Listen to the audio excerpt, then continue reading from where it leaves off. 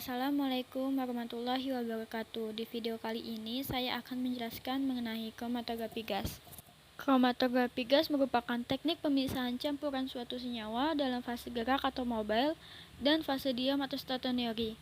Fase gerak dalam kromatografi gas itu berupa gas, sedangkan fase diamnya itu berupa zat cairan ataupun zat. Untuk prinsip kerja kromatografi gas yaitu gas dalam silinder baja bertekanan tinggi dialirkan melalui kolom yang bersifat fase diam. Cuplikan yang berisi campuran yang akan dipisahkan disuntikan ke dalam aliran gas tersebut.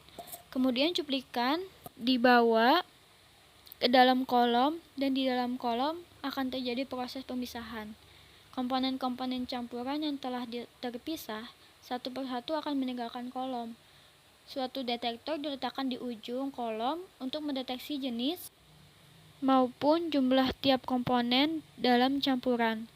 Hasil pendeteksi direkam dengan recorder dan dinamakan kromatografi, yang terdiri dari beberapa pik. Jumlah pik yang dihasilkan menyatakan jumlah senyawa yang terdapat dalam campuran. Selanjutnya ada jenis kromatografi. Yang pertama, kromatografi gas cair atau liquid gas kromatografi. Fase diamnya berupa zat cair, fase geraknya berupa gas. Untuk prinsipnya ini partisi. Kelebihan dari kromatografi gas cair yaitu efisien, serbaguna, cepat, dan peka. Cuplikan dengan ukuran beberapa mikrogram masih dapat terdeteksi.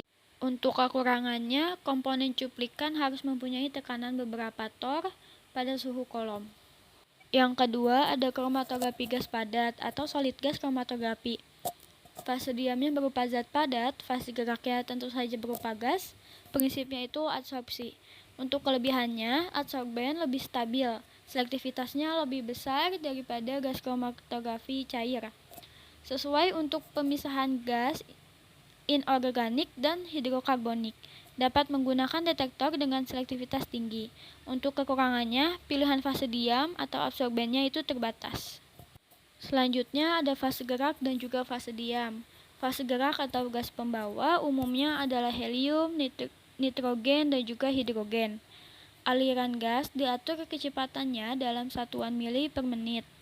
Fase gerak umumnya terdiri dari nitrogen, hidrogen, dan juga udara tekan. Selanjutnya fase diam. Pemilihan fase diam sesuai dengan polaritas yang contohnya ada Carbowax 20M atau yang biasa disebut PEG yang bersifat polar, dapat digunakan untuk pemisahan senyawa yang memiliki gugus hidroksil. Kriteria pemilihan fase diam ini yang pertama tidak boleh menguap pada suhu percobaan atau titik didih tinggi, stabilitas pada pemanasan, memiliki kelarutan yang cukup. Lalu di slide selanjutnya ada detektor.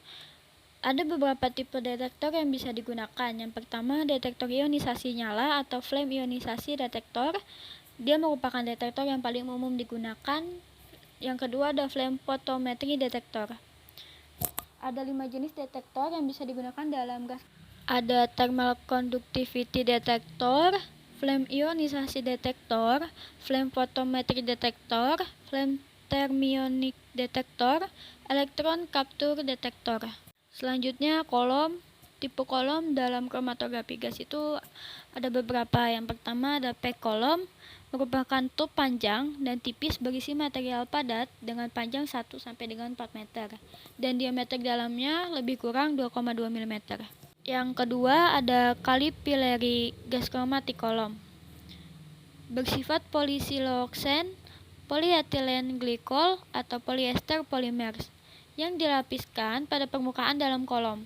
Umumnya mempunyai panjang 15 sampai 60 meter dengan diameter dalamnya 0,25 sampai 0,32 mm.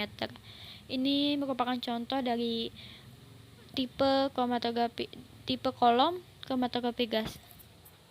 Yang selanjutnya ada temperatur kolom. Temperatur kolom ini dapat bervariasi antara 50 sampai dengan 250 derajat Celcius.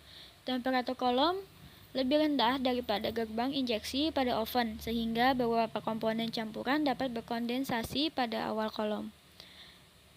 Kolom memulai pada temperatur rendah dan kemudian terus-menerus menjadi di bawah pengawasan komputer saat analisis berlangsung. Yang terakhir ada kerugian dan keuntungan dari gas kromatografi kolom. Keuntungannya itu aliran fase gerak gas kecepatannya dapat dikontrol. Yang kedua, pencampuran uap sampel ke dalam aliran fase mobil mudah. Pemisahan fisik di dalam kolom, jenis, panjang, dan temperatur dapat diatur. Banyak macam detektor yang dapat dipakai, sedangkan untuk kerugiannya, teknik kromatografi terbatas untuk zat yang mudah menguap.